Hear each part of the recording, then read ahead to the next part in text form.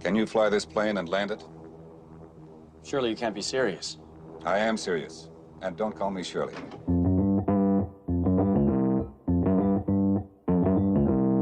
Live from Joe's mom's basement, it's the Stacking Benjamin Show.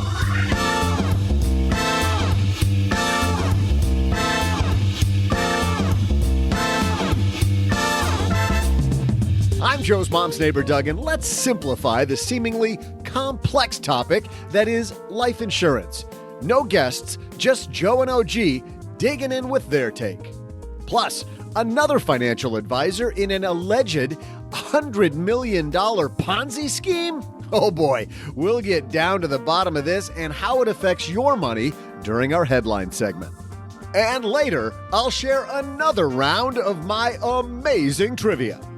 And now, two guys who know it's September 1st, so they're first in line at Starbucks for pumpkin spice lattes. Well, at least one of them is. It's Joe and OG.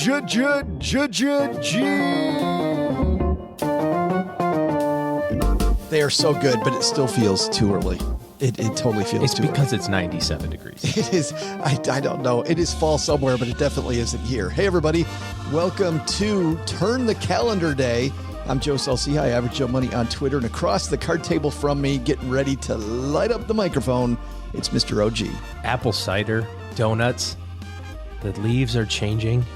Just all magically happens on September 1st. Just not here. Yeah, not happening here. Here it's more like November 28th, everything just dies. Right. That day, just everything falls off trees. Oh, the beautiful colors. Everything goes from green to brown. Brown. It's great. I got to tell you, if I could spend the autumn in Michigan and spend the spring in Texas, you got it. You got it. The Texas spring is fantastic. There's no spring in Michigan. In Michigan, remember, it's like goes from freezing cold to humid. Summer. Yes, and road construction signs. But it's fall now. It is. Happy September 1st. And you know how we're going to celebrate, OG, the way that all normal people should? We're going to talk about your life insurance. Heck so yeah. Have a seat, people. It's life insurance month. I forgot about that. Yes, and we are going to cozy up to the microphone and teach you how life insurance basics work. I know that when I'm in online forums, I see tons of people who are peddling rules of thumb or things that are kind of true. 20X. You should get 20X. Yeah, or stuff that they believe is true, but they're not really sure. You know, I heard that this one type is better than all the others.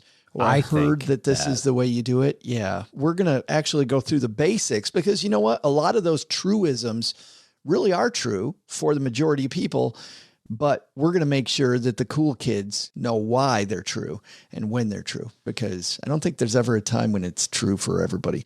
First, we've got a big headline, but even before that, well, there's nothing that relieves stress more when you have had a long day, you are completely fried, and you're thinking to yourself, maybe I'll just go out to dinner. But then you think about all those calories, all that money out of your wallet, and then you realize that you can eat healthy because you found Factor. Factor is ready in 2 minutes. Factor shops, preps, cooks, and delivers straight to your door, so you have more time for everything you love this spring, and you don't have to worry about eating healthy and going outside your budget because you've got the food sitting there in the fridge that you had pre-planned. What is Factor? Well, Factor has meals built around your goals, whether that's weight loss, overall nutrition, more protein, or GLP-1 support for strength and workout recovery. Check out Factor's Muscle Pro collection. Every meal's crafted with functional ingredients, lean proteins, colorful veggies, whole foods, and healthy fats. Factor bans 175 plus ingredients.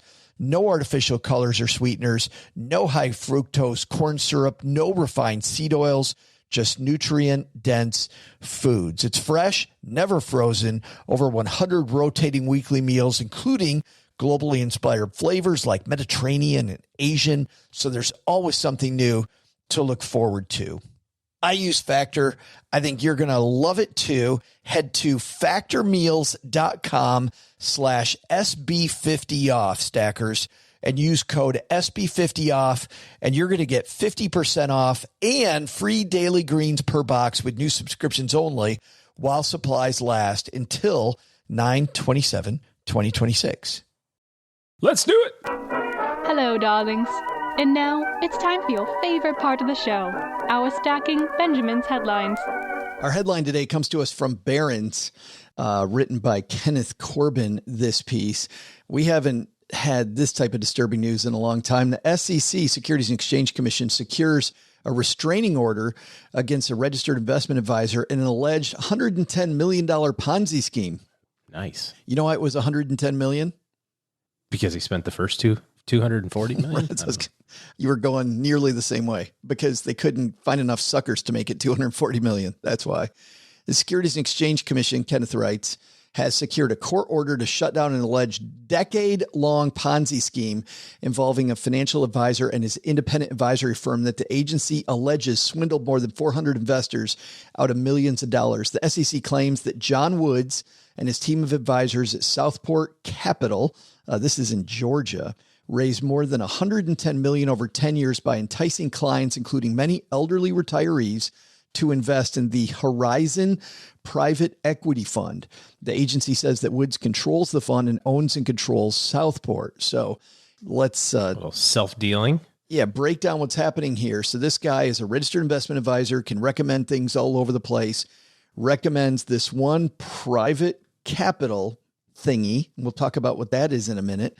But he operates that too. Now, as I went through this article, I do have to say that there are some things that are unclear. Woods still, OG, says that he doesn't control Horizon Private Equity Fund. However, in court, the SEC has already been able to freeze assets and begin shutting things down. So it appears that in a court of law, Woods is losing that.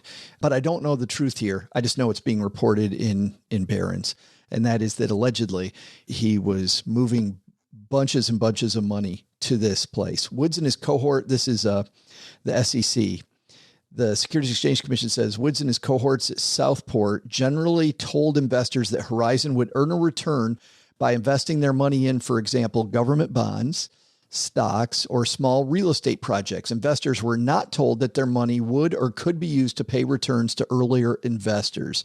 The SEC writes in its request for an emergency injunction filed in federal court. But that's exactly what the defendants did. They were only able to pay the guaranteed returns to existing investors by raising and using new investor money. And that is where they got in trouble. Horizon has not earned any significant profits from legitimate investments. Instead, a very large percentage of purported, quote, returns to earlier investors were simply paid out of new investor money. Womp, womp, womp.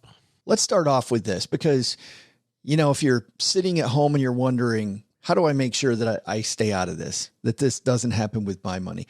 I think the first issue, maybe the first flag, OG, would be when the advisor says guaranteed return. Yeah. There has to be a relationship between the amount of money that you're putting at risk and the potential outcome that you may have. We were just talking about this on Monday with Bitcoin, about how if you're going to put money into Bitcoin or crypto or something like that, you have to understand that if the potential return might be 100x, the potential loss also has to be commensurate to that. When you start looking at investment returns, if there's an investment return that's guaranteed, then the upside can't exist, right? Or as much upside. The variability has to be tighter. If I said, hey, I can guarantee you 0.4% a year, you think I'm a bank, right? Like that's the bank numbers right now. Or I can get you 1.6 or 1.3 over 10 years. That's a 10-year treasury, right? So if all of a sudden I can say, well, I can guarantee you, and we didn't hear what the guarantee number was. No. It probably wasn't small. Nobody signs up for a guaranteed 0.4 on purpose. That's not a sales tactic that one would use. And I'm locked in. Sign me up. Exactly. So, just use Bernie Madoff or something. If you're going to say, hey, I guarantee you 10%, something ought to rattle a little bit, because it's like, well, that doesn't exist in real life. We can get 10%. We can average 10%, but what do you have to trade away to average 10% over a long period of time? You have to be okay with 23 days in March of last year, the stock market going down 35%. That's the trade. And if you don't have that trade, there's no way you can get that upside. And it has to be intuitive that if that thing really existed, then every single person would have their money in it, or the real returns of actually taking risk would be exponentially higher. Yeah. Because there was a time when money markets were at 7%. I remember this in the late 90s. You were remembering this in the late 90s. What was the stock market return in the late 90s? Huge. Through the roof. Had to be. Because no capital would go into something other than money market funds if the return potential didn't exist as a multiple of that guarantee. If I can go get 7% at the bank in a CD, why in the hell would I go try to get 8.5% of my stock account? You wouldn't do that. That wouldn't be a good trade. If you can get 7% guaranteed in your money market account, you might need to get 15. You might need to get 20. And so when you hear those things, and there's nothing wrong with private equity deals, there's nothing wrong with venture capital investments or hedge funds or any of that sort of stuff. But when the sales pitch sounds like you're going to get all of this upside with none of this downside, there's got to be something else involved there. Some other sort of thing that you're not being made aware of. Well, and this is where the second half of this, I think, comes in, which the second red flag for me was the fact that this fund was called the Horizon Private Equity Fund. And those two words, private equity, I think, especially if it sounds sexy.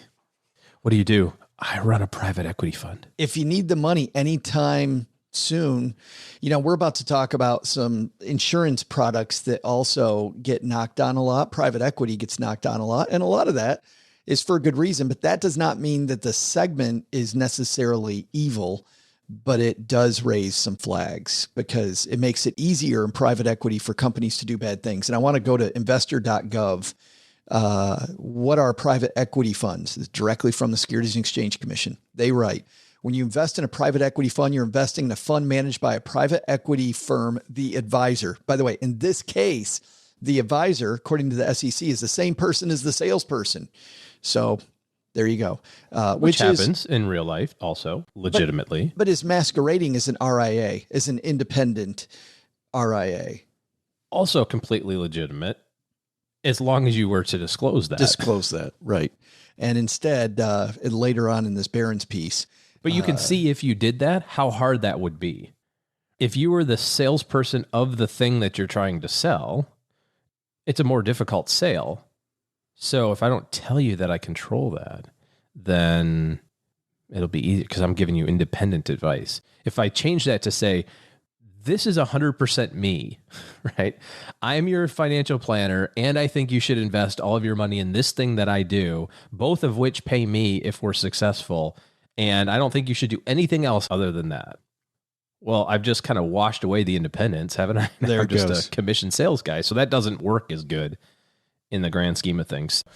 But there are private equity firms that have salespeople who go out to try to sell their product. Sure. Right? I mean, that's no different than Vanguard having ads on TV saying, buy our crap, right? Or BlackRock. Right, or a Franklin Templeton person who goes from financial advisor office to financial advisor office talking about how good their funds are. This is how great our stuff is. Yeah. Absolutely. But it's in the disclosure and in the sales material that is like, we're going to guarantee you this. Okay. The SEC continues, similar to a mutual fund or a hedge fund, a private equity fund is a pooled investment vehicle where the advisor pools together the money invested in the fund by all the investors and uses that money to make investments on behalf of the fund. Okay, so all the money gets pooled together of all the different people and they take it out and invest it. Unlike mutual funds or hedge funds, however, private equity firms often focus on long-term investment opportunities in assets that take time to sell with an investment time horizon typically of 10 or more years. A typical investment strategy undertaken by a private equity fund is to take a controlling interest in an operating company or business, the portfolio company, and engage actively in the management and direction of the company or business in order to increase its value. In other words, they go in, they fire the managers, they bring in their own managers, they pretty much take it over, OG, and run the company. Well, let's remember earlier this year, all the news about those SPACs, the special acquisition companies. Yeah. That's a private equity firm. There you go. Right. And what were they doing? They weren't, now this was a pretty quick flip, but they would acquire companies and flip them as an IPO.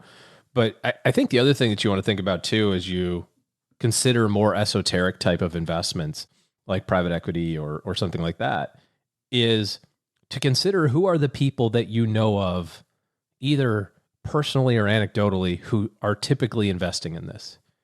Does Bill on the line at GM invest in private equity? Probably not, unless it's one of these Ponzi scheme ones. Right. Right. Yeah. When you hear the word private equity, who comes to mind? Like, do you have a person that pops in your mind? I think ultra wealthy. Mitt Romney. Right. That's who I think of, because he ran a private equity firm, right? Gazillionaire. What can he afford to have happen? He can lose a bunch of that. He can lose all of his money in that stuff and still be fine. When you look at these PE firms, a lot of them are created by and funded initially by people who have excess capital, and they're trying to throw stuff against the wall. Blue Origin. Is that the name of it? Or Blue Horizon? I can't remember. Blue Origin, I think. The space shuttle thing for what's his name? Bezos. Do you think that Jeff's got enough money if that thing just kind of never made a profit? In fact, I'm not aware that it has made a profit. You know what I mean? Of course he does. He can throw stuff against the wall. Can you do that? Can you have a 100 return or 0? Can you afford that in your retirement plan? And I would say that for the vast majority of people, the answer is no. This is just like that concept that we've talked about in the past of you have to do all the little things right before you get to do the cool things. And sometimes the cool things are, I get to buy an apartment building. But what happens if you buy an apartment building without a cash reserve and without a management company in place and without the experience to do that or extra money? Well, then the roof collapses and you need a $100,000 roof repair. If you don't have the money, you can't do it. You can even take that to a smaller level, because even for a lot of people listening, that example might be over their head. How about this? People think about buying a house, right? Buying their first house. But what if you can't afford the upkeep on the house? I remember my first house, the upkeep numbers were way bigger than I thought that it was going to be. Let's drop it down even further. I'm going to put money into my 401k without my cash reserve. And I don't have enough cash reserve. And now something happens to my automobile or whatever. How am I going to fix that? I got to take money out of my 401k, which is not tax efficient, which is sometimes dependent on market returns. And sometimes I get a bad outcome there. So if you're thinking of private equity as an investment asset class, that means that you've checked every other box along the way. Every other box. Which means, and I love where you're headed there, guarantee, number one flag. Number two, somebody says private equity doesn't necessarily make it bad, to your point. I mean, this was a bad outcome, but for a lot of these people, they should have been asking, have I checked all these different boxes? Where in the hierarchy of this Yes. should I be? And if I'm then putting the tip of the pyramid on, why would I want a guarantee? Like, if this is truly like I'm building a rocket ship that I can take people to space in, I want that thing to be like a freaking 1,000,000,000% return. I don't want a guarantee on my private equity stuff because I've done all the guaranteed stuff and then all the volatile stuff and all the stock stuff, and I still have extra money. And you can see, based on this investor.org SEC website description, that what a non sequitur guarantee is. Based on the paragraph that I just read about what this does, yeah, hey, we're going to go in and we're going to take over some companies. And listen, it's going to be guaranteed. Guy puts a fancy guarantee on a box because he wants you to feel all warm and toasty inside. Yeah, makes a man feel good. Of course it does. Why shouldn't it? You figure you put that little box under your pillow at night, the guarantee fairy might come by and leave a quarter. Am I right, Ted? What's your point? The point is, how do you know the fairy isn't a crazy glue sniffer? Building model airplanes, says the little fairy. Well, we're not buying it. He sneaks into your house once, that's all it takes. Next thing you know, there's money missing off the dresser and your daughter's knocked up. I've seen it 100 times. But why do they put a guarantee on the box then? Because they know all they sold you was a guaranteed piece of shit. What? That's all it is, isn't it? Hey, if you want me to take a dump in a box and mark it guaranteed, I will. I got spare time. But for now, for your customer's sake, for your daughter's sake, you might want to think about buying a quality product from me. Okay, I'll buy. Bam. I'll buy it. It sounds like, allegedly here, these guys took a dump in a box and marked it guaranteed, OG. They had spare time. It's, I think, a great place to end it, and probably the biggest takeaway. Don't buy a guaranteed dump in a box. Hey there, stackers. I'm Joe's mom's neighbor, Doug. And did you know that today is National Gyro Day? You know, few things are more tasty than a lamb hero with that, you know, that the stuff with that special sauce on it. Oh, man, do I love me some of that gyro. Anyway, let's go from one of the best sandwiches to one of the worst. Subway sandwiches, that is. They say eat fresh. I say, yeah, not so much, Subway. Anyway, something that's always confounded me is that the ownership group for Subway is called Doctors Associates, Inc., which doesn't sound like a sandwich company name to me. So the question is, how did Doctors Associates, Inc. come by its name? I'll look up the answer for both of us, and you just sit there looking good. Well, running a small business, as you may know, like I do, it is super fun, but it can also be very tough. And when it's time to get a loan, it can feel impossible to find the lender that you actually trust. Big banks say no. The internet, well, that's full of sketchy offers with sky-high rates and fine print you can barely read. Whether you need help covering payroll, managing cash flow, or investing in growth, you deserve better. And that's why I recommend the small business marketplace Fundera, which is powered by NerdWallet. It's a free, easy-to-use platform. It lets you compare real financing offers from trusted lenders, and it's all in one place. And what I like is that you don't need perfect credit to get started. There's no spam, there's no bait and switch, just personalized options that fit your business needs. Nothing I like better than a place that treats me the way that they would want to be treated. Using Fundera is a super way to quickly compare options and make your best funding move the way any great business owner would. Here's the best part, though. For a limited time, when you visit nerdwallet.com/SB and fill out the no obligation form, you're going to get VIP treatment and talk with a real person who knows all the ins and outs of small business lending. And you can tell them specifically what you're looking for. They can tell you specifically which options you should probably consider most. Don't risk your business on unreliable lenders. Go to nerdwallet.com/SB to learn more and find the funding you deserve. Fundera Inc., NMLS ID number 1240038. The thrill of the financial markets. Clicking the order on another day trading win. Introducing the perfect coffee for that perfect moment when you've just nailed an upside down candlestick all-in move. Or that glorious time as the sun's coming up and you've pushed through the nighttime hours, trading Tokyo, Hong Kong, Frankfurt, and London exchanges, and you just barely eked out that option harness that saved your ass before your 2450 call expired. What's the perfect coffee for that moment? Pour yourself some I got lucky again brew. Imagine delicious trades and a fantastic taste. Sure, you might not sleep because that caffeine combines beautifully with your betting the farm lifestyle, but heck, it's nearly worth it because you found the perfect fix to keep you motoring, staring at that monitor, waiting to squeeze out another quarter point on the VIX. Every time I push the button on another Wisdom Tree Coffee 3X daily leveraged out of the money option, I sip on my I got lucky again brew and think, I got lucky again. I haven't gotten lucky in weeks, but I'm still up all night trading. Are you coming to bed?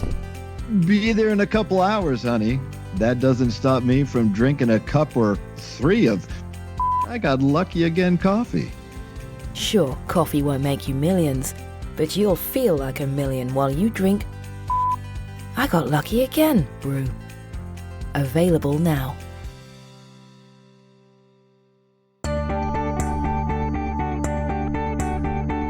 Hey there, Stackers. I'm Joe's mom's neighbor, Doug. And, here on National Euro Day, I realized that it might be the combo of that amazing sauce with the spiced lamb that makes it so delicious. Then again, whenever I eat a gyro, I appreciate the veggies on it too. Huh. What makes it so special? Well, here's a brand that's worked hard not to be special lately, Subway. And I discovered during the break the answer to today's trivia question, which was this. The official name for Subway is Doctors Associates, Inc. How did that name come to be? Well, the original restaurant, created by 17-year-old Fred DeLuca and financed by Peter Buck, was called Pete's Super Submarines. The business name was shortened to Subway in 1968, and as Fred built out a franchise plan, he created a parent company called Doctors Associates, Inc. This odd name was created because young Fred hoped to make enough one day and use the cash he made to go to medical school. It paid off because Subway is everywhere now. All right, buckle in, because now it's time to help you make better life insurance decisions. See ya!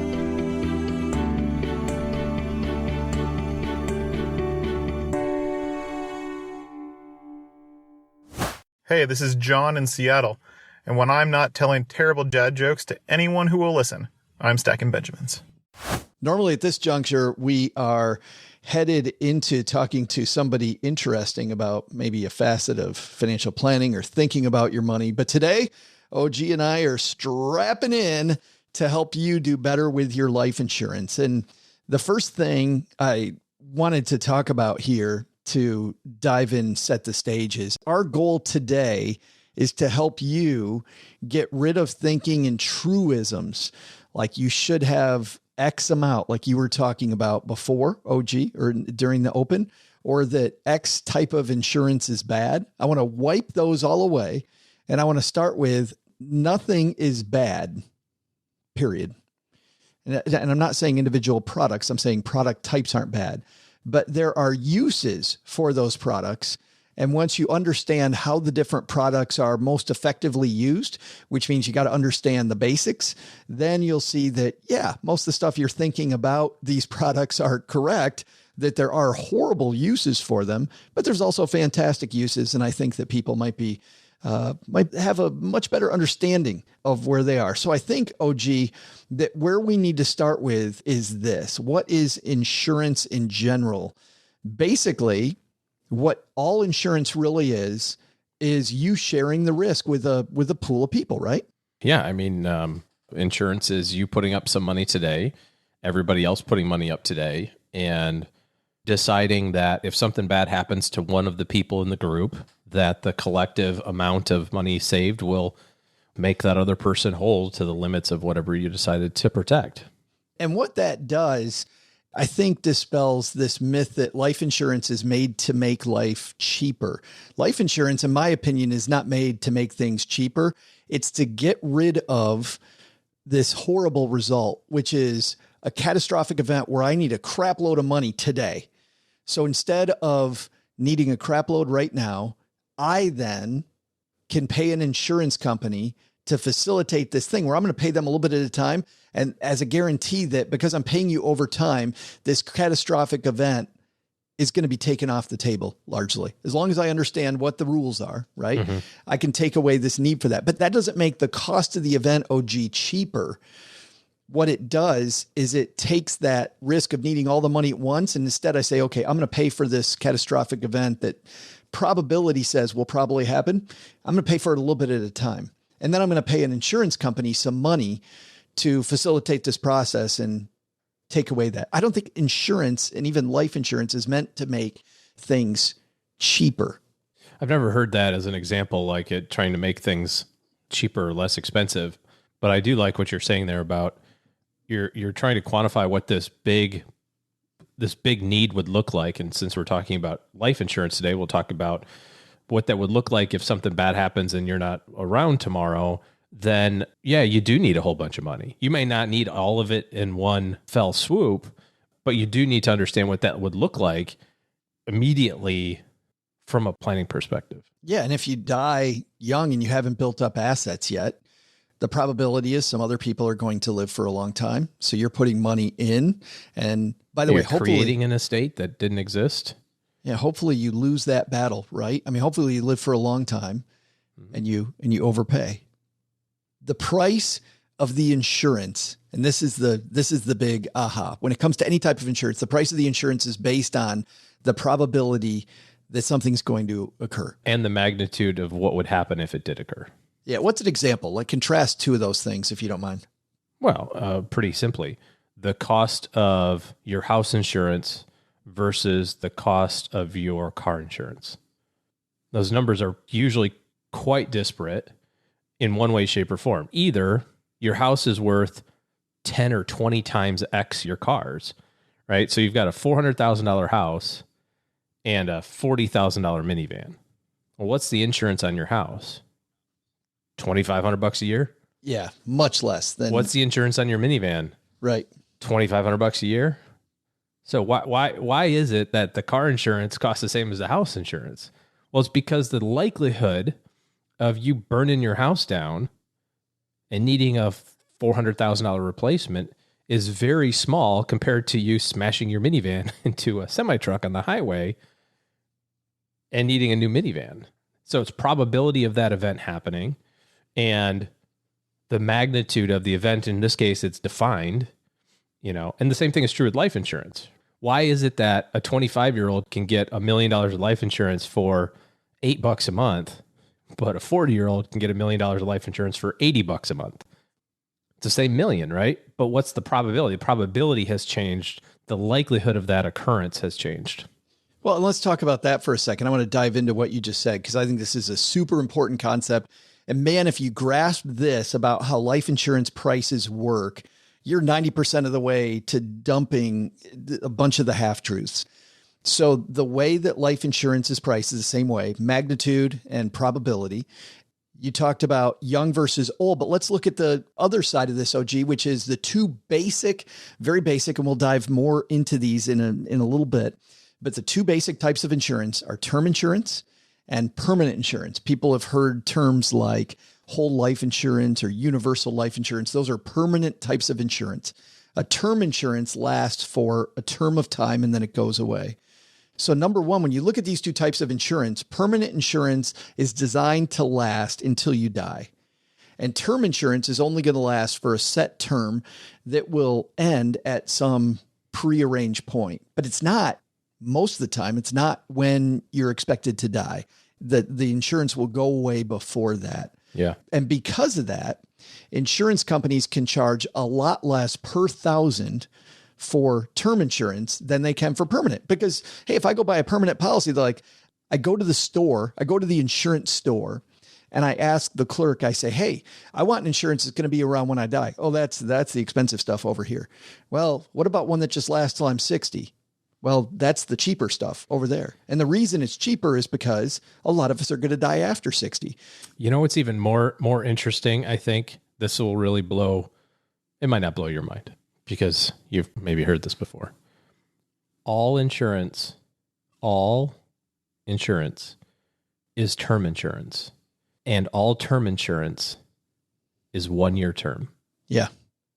So when you get a 20-year term policy, and you're a standard 40-year-old healthy American male and you want $1 million, the insurance company has a chart of how much it costs to insure a 40-year-old, a 41-year-old, a 42-year-old, a 43-year-old, a 44-year-old, etc.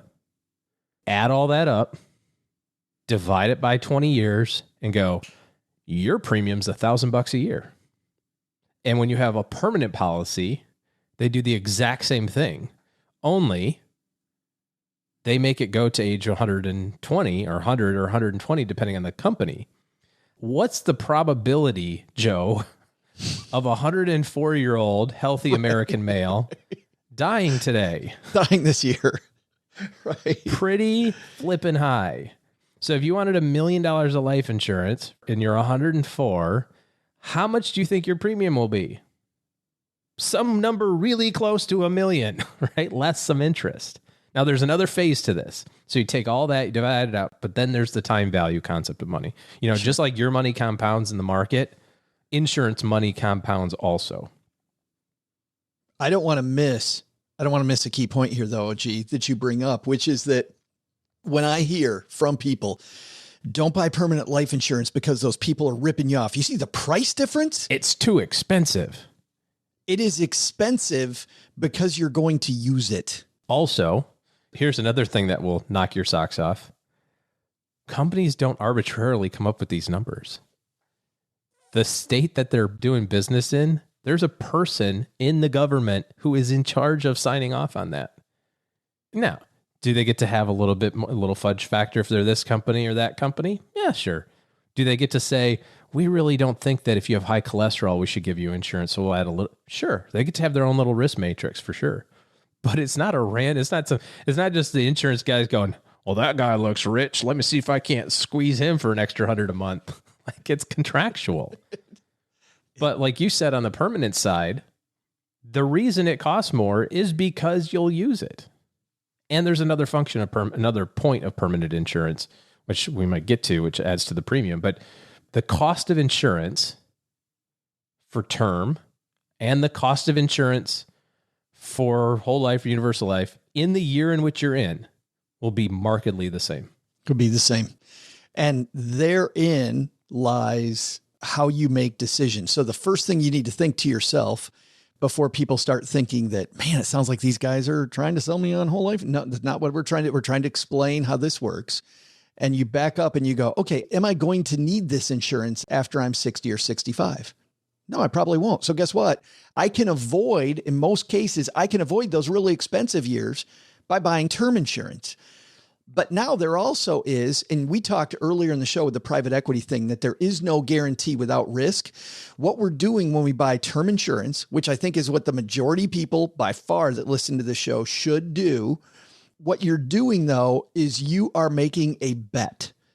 And that bet is that by the time you reach the age at the end of that term, you will have enough money collectively that you don't need to pool the risk anymore.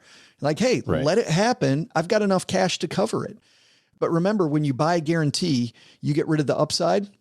Permanent insurance guarantees it's going to last forever. And guess what they do in exchange for that?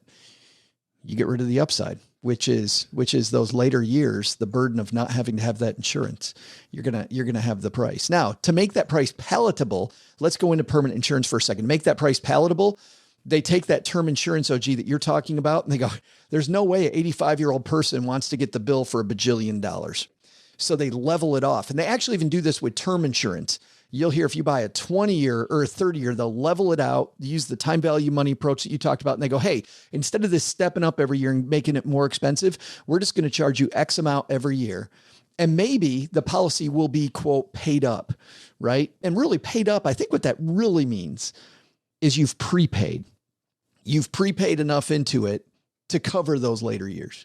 Right. And on the permanent side, the other reason that I think people get kind of hung up on the cost difference between term and a permanent is that a permanent policy also has an additional component to it. So you have the cost of insurance component, which is ostensibly the same between term and permanent. But then you also have to kind of, like you said, to make that 85-year-old more palatable, they also add a cash value percentage or a cash value component to the policy, which is billed as, you know, if you're the sales guy, it's like, look at all this money you have, right? Like, this is a savings account. It's an investment account for the future, da, da, da, da. But what is it really doing? Yeah. Behind the scenes, what really happens is, like you said, you're prepaying it. You're saying, I'm going to accumulate some capital in this bucket. Sometimes it goes up and down with the market. Sometimes it's a fixed rate, you know, whatever. But that money that I accumulate over from 40 to 70, let's say, I've got $1 million policy and now I've contributed enough money that there's a $300,000 cash value. The sales guy would say, look, you've got 300 grand you can use for retirement, which would be true. But what did you really do? You're now only buying $700,000 worth of insurance. Right. So they can kind of lessen that premium down as the years go on, because you're going, well, this year one, I bought $1 million life insurance. Year two, I'm older. but I only bought $9,990,000 worth of insurance. This is another thing that I see in online forums all the time. The agent wants you to put how much money per month into that permanent life insurance policy. That premium is too high, is what you see. But the premium is cost of insurance and the cash value number that they have statistically figured out will keep the thing floating through your 100th birthday if you pay this number. Right. Because when you're 99, like we were talking about before, use a 104-year example, but when you're 99, if you're trying to buy $1 million life insurance at 99, the freaking premium's $900,000. It's a ton like, because there's a really, really, really high chance that you're not going to make it to 100 if you're 90. You know what I mean? Like statistically. Yeah. So to make that burden easier, they assume that by the time you get to 99, you will have accumulated $900,000 of cash in that policy. You're only buying $100,000 of life insurance on the 99-year-old at that point. You still get the $1 million check when you die, but really $900K of it is actually your money. Is your cash, which goes back to the beginning of this discussion. You've pooled the risk over time. You put that money in over time, you pooled the risk over time, and now you're cashing in. So to recap this, and I know this might make people's head hurt a little bit, but I really think we need to recap, OG, what you just said. At its heart, insurance is sold per thousand. So going back to that life insurance store analogy, you go into a store to buy a policy and they have these $1,000 units of insurance sitting all over. So you fill up your cart with 100 of them. Let's use 100,000. You're using 1 million. We'll lower that, make it 100,000. You do 100 of them. The clerk asks you how old you are, right? Because we talked about that, because the price per $1,000 unit is based on your age. That's going to be really cheap when you're young, super expensive when you're older. Then they ask what the term is. Well, I want it forever. Okay. They will take actuarial tables and figure out how much it's going to cost. That's going to be a huge number if it's permanent. So the way to mitigate that, the way to make that insurance cheaper, is to subsidize it with cash while it's cheap, to subsidize the price later on when it's expensive. And so prepay it, basically. You shove money into this cash account. So what makes OG and I giggle, which is the exact opposite thing that we see people say online. If I see of somebody with a permanent insurance policy and they're shoving tons of money into it, they're using it correctly, most probably. If they're minimum funding it, they're wasting their money, and some insurance agent got a commission. And we'll talk about all this stuff too. I think we need to address that. Insurance agent got a commission, products used wrong. Everybody loses, right? Everybody, the family loses, waste of money. Should have bought just a simple term insurance policy instead of this thing that ended up being craptastic. To make that cash work even, I like it. To make that cash work even more effectively, there's really different things different investors are looking for. Some people say, they're like, well, man, I want to make sure that money's guaranteed. Back to the discussion we had earlier today. If you want that cash that you're shoveling into the policy while you're young to make it less expensive later, if you want that guaranteed, the insurance company has to guarantee a low rate because they don't know what the hell things are going to be like 40 years from now. So they're going to give you these low savings account rates, which means the policy is going to be even more expensive. And this is why whole life insurance companies, which are bundled, they don't even show you the inside, the guts of it, to show you the cash versus the life insurance amount that's outstanding. They just show you, hey, when you die, you get X amount. It's all guaranteed. It's all going to happen. Those are the most expensive policies, not because they're ripping you off, but because they're guaranteed. On the other side, a universal policy will float those at current interest rates. They'll say, hey, OG, here's what we're going to do with your policy. We're just going to float the cash with the way interest rates are. Here's the lowest it can go contractually. Here's maybe the highest it can go contractually. So between these bars, you're going to get whatever interest rates are. Great. Okay. Those will perform a little better and will be a little cheaper usually than whole life insurance policies will be. Because you're taking some of the risk associated with the volatility of that investment that's inside there. So you could end up with more money than you projected, in which case your future premiums will be less because you got lucky. Right, right. And then the third type has things that look like mutual funds on the inside. I mean, for our discussion today, we can call them mutual funds on the inside. Yeah. They're really separate accounts, but you're taking a lot more risk now. You can move it around, like in your 401k, you can move the investments around. Hey, if you do really well, this insurance could be incredibly cheap because now you have a lot of money in the cash, which means that let's say that you die and you've accumulated $50,000 of cash in this $100,000 policy. Well, now you only had to buy $50,000 of life insurance. The other 50,000 was your money because your investments did really well. So if you're going to buy a policy that has those investments inside of it, you definitely want to look at the types of things that they invest in. And also, what's the probability? How do these things perform? And this is where we start to get into fees associated with some of these products. Because what I feel like, OG, is that while permanent policies can be a fantastic place for the right person to accumulate money, and there's some tax advantages to that, and I think that's going to be outside of the scope of today's discussion. I think some insurance companies muddle that by realizing how complex this is that you and I are talking about this. Yeah, we're trying to do it in 20 minutes, and I mean, we could spend hours, I think, talking about each one of these. But I feel like there's some companies then that start taking advantage of people and they start throwing some pretty hefty fees into these products. Well, again, it's contractual at the state level, so it is what it is. But because it's complicated, it introduces the opportunity for there to be extra stuff in there. I mean, because again, every company is a for-profit company too, or at least most of them. So they're also not doing it out of the benevolence of their existence. They're doing it so that they make money. They want to make money. Yeah. And the more complicated the thing is, the harder it is to get people to buy it, which means they have to have somebody sell it. The harder it is to sell, the more money you have to pay somebody to sell it because it's hard to do. And they're not paying for it. The salesperson's not paying for it. So there's only one person left in this transaction. There's the company, the sales guy, and you. Two of them ain't paying the commission. Now, again, does that mean it's bad? Is it evil that insurance guys get commissions? I don't think so. There'd be a lot less insurance sold if there wasn't people getting a few bucks on it. Be a lot less purchased, I guess. Well, you think about it. I mean, these Felix Gray glasses, somebody had to sell those, right? I mean, I was on a phone call asking a bunch of questions about how these glasses worked. That person in the middle of that phone call explaining to me how they worked, it's the same person as the mutual fund industry has that we were talking about earlier, that the insurance agency has. Yeah. It's distribution fees. Just call it that. It's a distribution fee. Yeah. That really is what it is. But where the problem happens, and I think if we're talking about like, where do people see the inefficiencies here?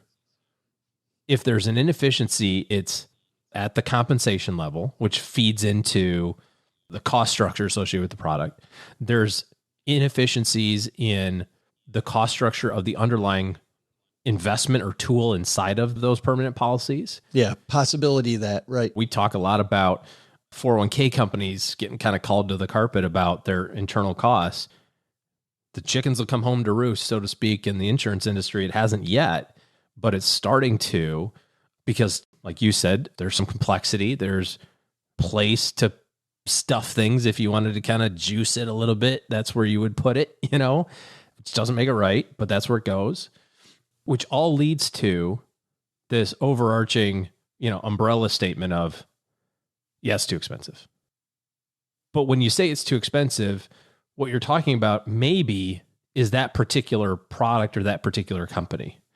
Because just like there's the Vanguards and the iShares and the Fidelities and the Dimensionals of this universe on the investment side, there are also those people on the insurance side.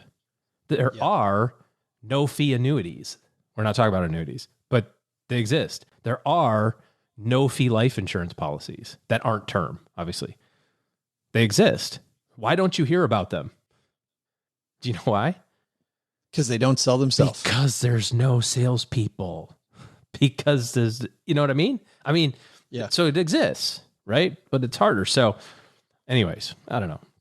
Using these products, for most people, using a term insurance policy is great. Who is a permanent life insurance policy best for? I think there's two separate groups of people.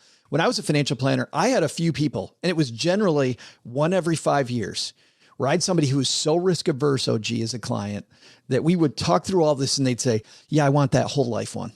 Why is that? Because I want it guaranteed and we can afford it. Well, because you can afford it, I don't really think you need it. Like, this is me as advisor. I don't think you need it because I agree. You can afford it. And I don't think but I don't like to take the risk. The cool thing about having lots of money is you can afford to buy the guarantees for freedom from worry. And if that's what you decide to spend your money on, good for you. That is fine by me. So people that are incredibly risk averse want the guarantee of permanence.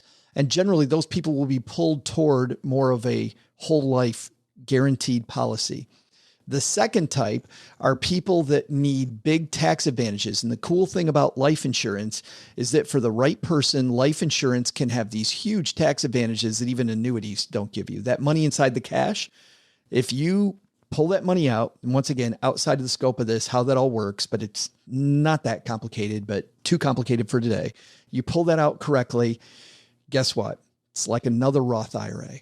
Got a bunch of money. So you can engineer this thing, and you can tell how complicated it is already. It's not easy, which means I was going to say, back to our private equity discussion though, is this for the guy that just maxed out his Roth?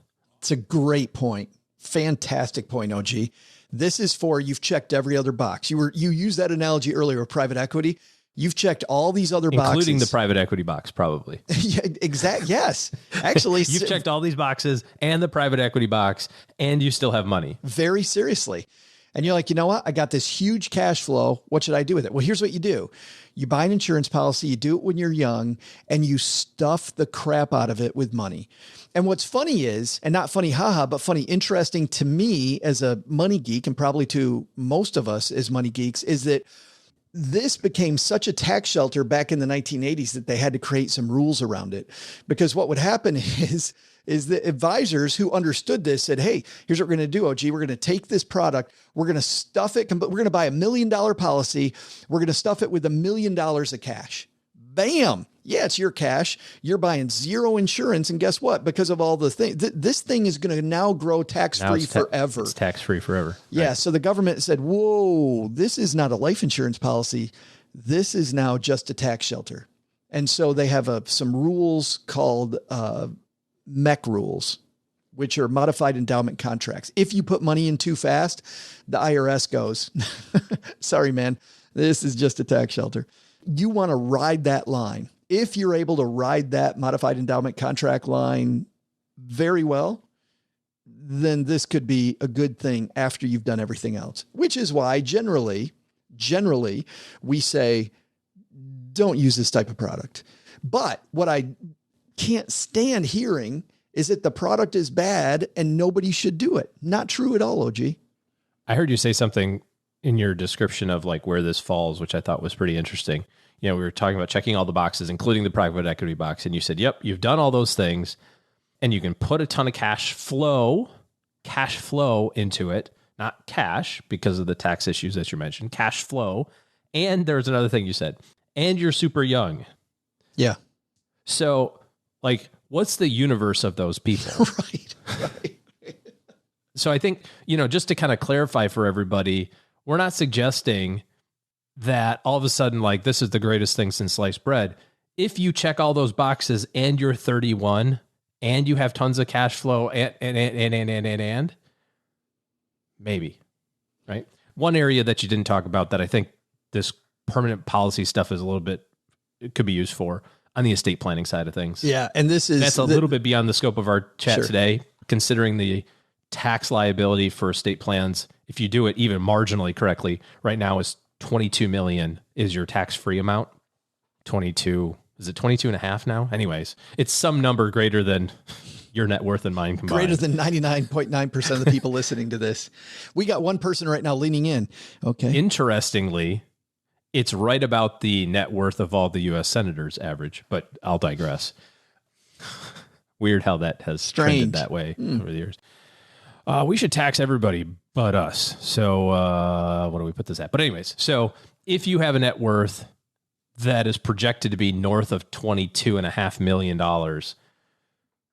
there's another use for it. for estate planning purposes. But and very simply, I think, OG, now that people have followed us even remotely, they'll get, which is that estate tax begins at 50%, right? 50, close to 50. I think it's 55. Yeah. And think about that number and how big that number is. Well, you can either just pay it out of the estate, or why wouldn't you take some of your money and put it into a life insurance policy, and either it's going to be maybe a smidge higher, worst case scenario, but in a lot of scenarios, in many scenarios, you're going to end up with a discount because of the fact that, if you, and again, you have to have over 20 some odd $1 million of net worth for that to matter. And I want to go back to the so then you're checking that other box as well, which is you've got tons of money and you've checked all the other boxes. You've got the private equity. You've already used it as you're checking all the boxes on top of the boxes. Exactly. I want to go back to the last person that you recommended, just to kind of put a point on this. Cause I remember, it's been over a decade since I was an advisor, but I still remember the last person I recommended use this as a tax shelter. Oh, as a tax shelter. Yeah. And it was, I can't even think of one. It was a couple. They were about 35 years old. 2 young children. One was a surgeon and one was a radiologist. And between them, they brought in about $800,000 a year. And I highly recommended that they stuff money into a life insurance policy. And they did. And by stuff money, do you mean like $400 a month, or do you mean like $11,000 a month? $11,000 a month. Yeah. Yeah. Like stuff money in. Yes. Yeah. Just I think the last permanent policy that we placed was for a widow who inherited a boatload of cash, who wanted to make sure that that amount of money was available for her kids when she died, but also gave her the flexibility to spend everything that she had. Everything else. And so she said, how much do I have to set aside today in one lump sum to guarantee that my kids get the same inheritance that I just got, but then also gives me the freedom to have to from having to like kind of retain any of this capital. Yeah. And that was, there it is. 12 years ago, probably. And that shows you how rare the use is. But it also, hopefully for all of you, dispels the myth that this is bad for everybody. It is not. Which I think, to put a point on this, OG, and to back away from insurance as we close out this segment, is this. I think that starting with buying life insurance is the wrong place to start. I think the first place to start, whether it's life insurance or disability or whatever it might be, is think about what could go wrong, and then think about risk management. Because I feel like the insurance industry wants you to focus on insurance as the answer. And I don't think you want to do that. I think you want to focus on, hey, if I get in a car accident, what's going to happen to me? What's going to happen to my car? What are the bad things that could happen? And how would I financially maneuver that? Which means that I'm going to look at other avenues. I'm going to look at an emergency fund. I'm going to look at, does my spouse make money? I'm going to look at all the other ways that I can bring in money. And then I have a risk management strategy versus buying insurance. The insurance industry, I feel like, will always start with buy insurance. We should widen that scope and say, how would I cover this? And then insurance is, in most cases, the likely answer, but not the only answer. That's the biggest point out of all risk management, all insurance stuff, is identify what is the thing that you're trying to catastrophically avoid. Yeah. Categorically avoid? I don't know. Both. Anyways, categorically, catastrophically avoid. What is the catastrophe that you're trying to avoid? How's that? There we go. I put it in the right order. I knew that the words were right. I just couldn't exactly, find the brain me work sometimes. Quantify what that is. What's the probability of it happening? What's the magnitude of the event if it does happen? And then think through, how do you want to solve the problem? And if solving the problem is, I'll just have a bigger cash reserve. Awesome. Good. If the solution is, well, I need to figure out a way to come up with $1 million immediately if this thing happens. Okay. If you don't have $1 million, there's only one other solution. Start with, what are we trying to protect? Well, that's going to do it for today because of our extended discussion on life insurance. I think we're going to, you're welcome, America, cap it. So good. And I'm hoping that all of you understand life insurance a heck of a lot more than you did before you listened to this show. Thanks to you, by the way, for spending your hard-earned time with us on this show. And last, before we say goodbye, is If you want a guide to Monday and Wednesday shows, we do that for free, and we're incredibly proud of it. Lots of links, not just to what we're talking about here with insurance and the links we talked about on the show about Ponzi schemes, but also Brooke fills those with other links. And Brooke, by the way, incredibly good at that, OG, because Brooke also has worked for a long time as a financial planner. And I'm always surprised by some of the fantastic stuff she comes up with to help you know even more than we can fit in an episode. And to get that, it's free. You can cancel it anytime. stackingbenjamins.com/stacker. Also, when I head out on tour, and OG's going to make a bunch of those dates with us, hopefully you'll be able to join us to keep up with all the craziness happening as we leave the basement, get in the RV, and start heading on our 41 city tour, by the way, stackingbenjamins.com/stacker. And that'll be the first place that we tell you what's going on, and the most reliable place to get that information. Because sometimes on social media, you see it, sometimes you don't. That's up to the social media gods, whether you see the right post or not. Last, but clearly not least, if you want to make better decisions in the future than you have in the past with your money, you want to understand your money better and interface with a team that's on your side, OG and his team are taking clients. So head to stackingbenjamins.com/OG, and that will lead you to their calendar and a meeting with them to talk about how they can work with you to make better decisions in the future. All right, that's going to do it for today. Doug, you got it from here, man. There's a lot, but what should we have learned today? So what should we have learned today? First, take a lesson from your headline. Be careful who you go into business with, and always make sure that they don't have direct control of your money. Make sure there is a third party involved. Second, don't start with how much insurance do I need? Start with what is my risk? This broadening of the topic will help you avoid using insurance when another coverage method might work better. The big lesson? I don't care how you pronounce gyro. I'm taking a po' boy 10 times out of 10. Way easier to say. Anyway, happy Euro Day, everyone.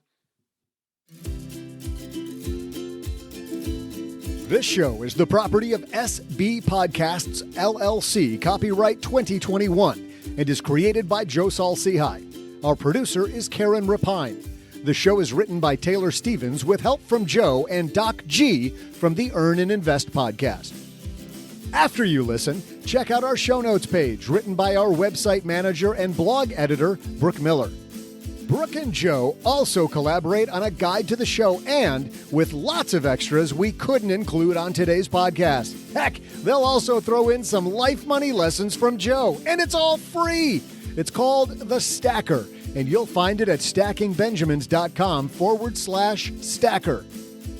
Once we get all of this goodness bottled up, it goes over to our engineer, the amazing Steve Stewart, who helps the rest of our team sound nearly as good as I do right now. Want to talk about the show later? Mom's friend Gertrude is the room mother in our Facebook group, The Basement. She also is our social media coordinator, so say hello when you see us posting online. Here's a weird fact. She and Tina Eichenberg are never in the same room at the same time. For a URL that'll take you right to our Facebook group, by the way, type stackingbenjamins.com/basement. I'm Joe's mom's neighbor, Doug, and until next time, remember, kids, it's not nearly as fun doing this naked as you might think.